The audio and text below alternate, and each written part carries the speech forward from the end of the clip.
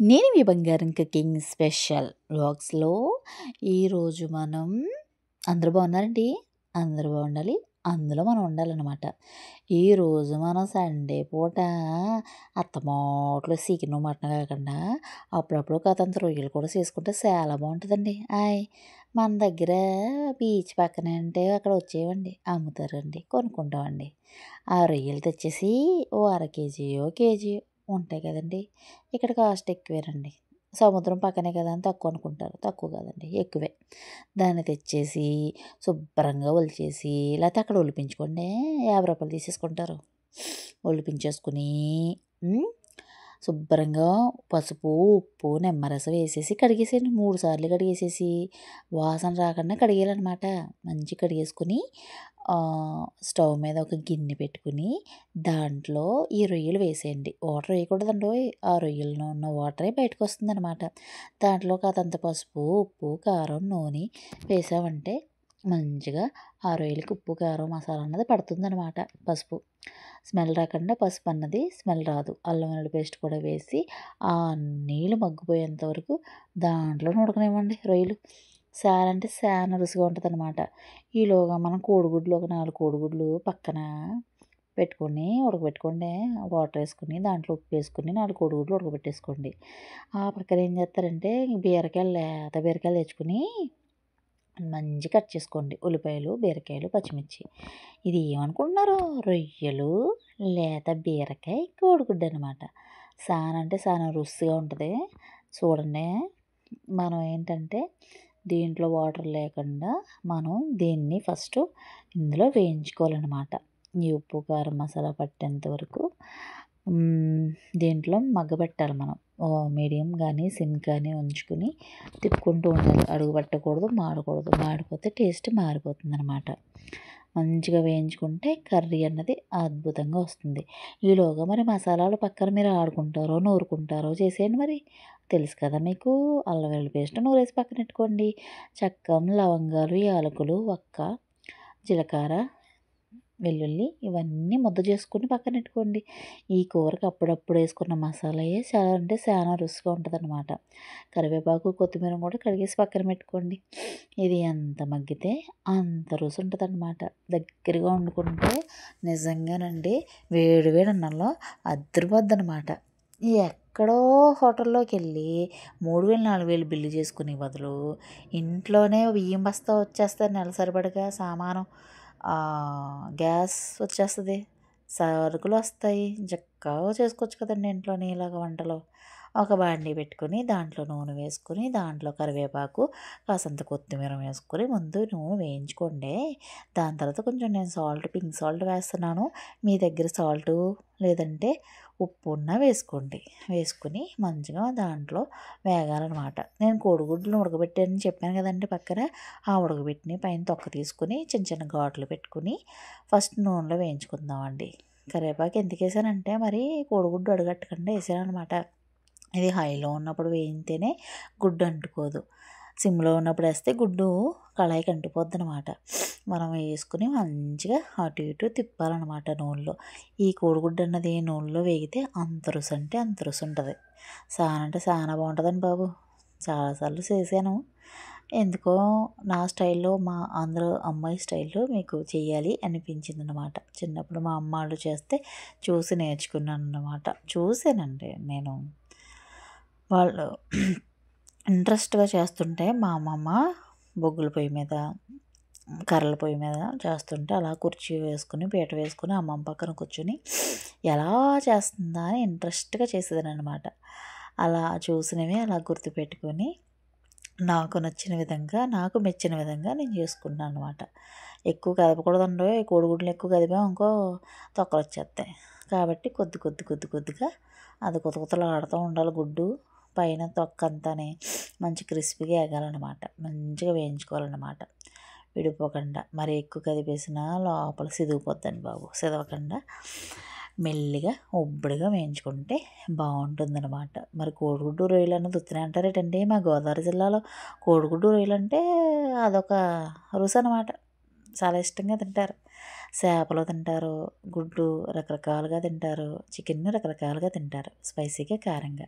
So మనకి నూనెలో ఆయిల్లో గుడ్లు వేయించేసుకున్నాం కాబట్టి గుడ్లు ఉడికిపోయినాయండి. అదే నూనెలో మనం అన్నీ వేయించుకోవచ్చు. ఈ నూనె ఏమీ సపరేట్గా పక్కన పెట్టాల్సిన పని లేదు. ఎందుకంటే ఆ కర్రీకి వాడాల్సిన నూనె కాబట్టి రుచిగా ఉంటుంది. నేను ఉల్లిపాయలు ఎక్కువ వేయట్లేదండో, ఎందుకంటే మనం బీరకాయ వేస్తున్నాం కాబట్టి ఎక్కువ వేయకూడదు, తీపి వచ్చేస్తుంది కర్రీ అన్నది. సో నేను దీంట్లో ఒక 2 అంటే 2 ఉల్లిపాయలు, 4 అంటే 4 పచ్చిమిరకాయలు వేసాననమాట. అది వేసిన తర్వాత సుమి కొంతంత జీలకర్ర కూడా వేయాలండోయ్. పసుపు, జీలకర్ర, ఉప్పు అన్నది కామన్ అండి. కొంతంత త్వరగా ఎగిపోతే చూసారు కదా జీలకర్ర. నేను అన్నిటిలోనే జీలకర్ర వేస్తానండి.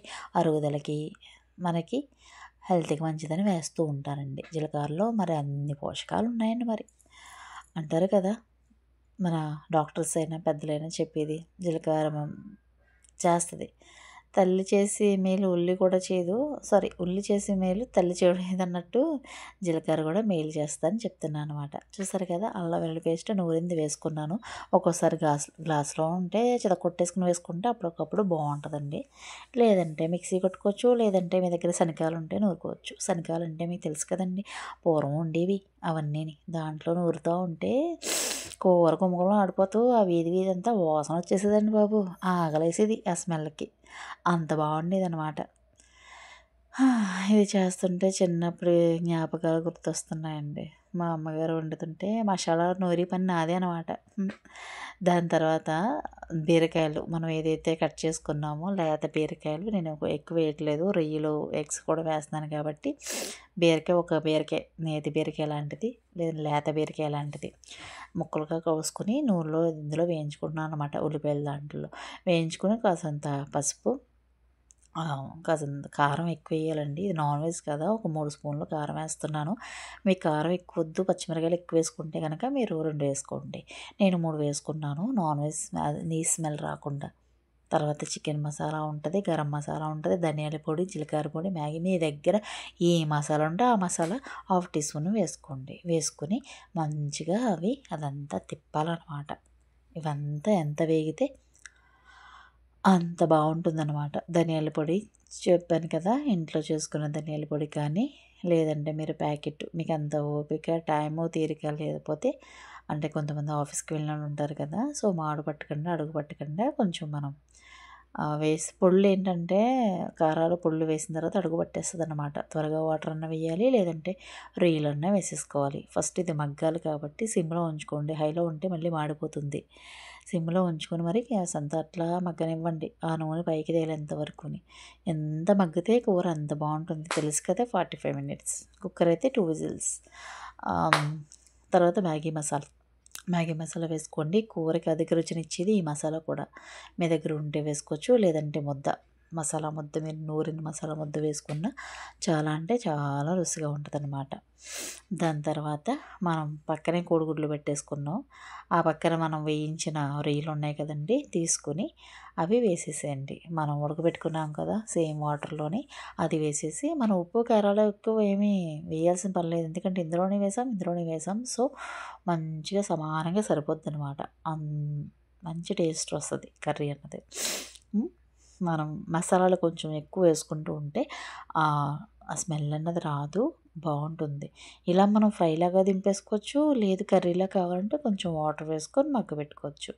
ఫ్రై కూడా సేమ్ ఇంతేనండి, పెద్ద ప్రాసెస్ ఏం కాదు. మనం ఉడికించిన దాంట్లో ఇట్లా వేయించుకుని అలాగా చారో, సాంబారో, పప్పుచారులో నంచుకుంటే ఇది చాలా బాగుంటుంది అనమాట. త్వరగా అయిపోద్దండి మనం ఇలా వేయించుకుని అన్నీ రెడీగా ఉంచుకుంటే. ఇదేంటంటే నాకు ఎక్కువసేపు మగ్గితేనే నాకు తినాలి అనిపిస్తుంది అనమాట. కొంచెం దగ్గరగా చేసుకుని వండుకుని తింటే ఆ రుచి వేరనమాట. చూసారు కదా, మంచిగా కళాయిలో వేయిస్తూ ఉన్నాను అనమాట. అటు ఇటు అని. మరి అలా వదిలేసినా అడుగు పట్టేస్తుంది. మసాలాలు గట్రా ఉన్నాయి కదా, మనం ఇంకా నీళ్ళు పోయలేదు కాబట్టి మనం తిప్పుతూనే ఉండాలి, లేదంటే త్వరగా మాడిపోతే మనం తినలేమన్నమాట. మీకు ఇష్టమేనండి రొయ్యలు గట్టాని, మంచిగా తింటారా? ఇలా ఎప్పుడైనా చేసుకోండి. రొయ్యలు తెచ్చుకున్నప్పుడు బీరకాయ కూడా తెచ్చుకుని వండుకుంటే, కోడిగుడ్డు రొయ్యలు బీరకాయ వావా వావా అంటారనమాట. అది తిరిగిపోద్దని దాని అర్థం. నాకు బీరకాయ ఫ్రై అన్నా, బీరకాయ కర్రీ అన్నా, బీరకాయ ఇట్లా వండుకోవాలన్నా చాలా ఇష్టం అనమాట. నువ్వుపప్పు, బీరకాయ అవి బాడీకి మంచి ప్రోటీన్స్ ఇచ్చాయి అనమాట. ఇవన్నీ పీచు పదార్థం ఎక్కువ ఉంటుంది బీరకాయలో, అది తిన్నా హెల్త్కి చాలా మంచిది. బీరకాయ పాదున్న వాళ్ళకి తెలుసండి, వాళ్ళకి ఎక్కువైపోయి అందరికి ఇచ్చేస్తారు. మనకి సిటీల్లో దొరకవు, రేట్లు ఎక్కువ. ఫ్రై చేసుకున్నా కూడా బాగుంటుంది బాలింతలకి. బీరకాయ కర్రీ సూపర్ ఫుడ్ అనమాట. సో నేను ఉడికించిన కోడిగుడ్డును కూడా నేను ఇందులో వేసేసాను. వేసేసిన తర్వాత అట్లా మూత పెడితే మగ్గిపోయింది కూర. చూసారా, దగ్గరగా వచ్చేసింది.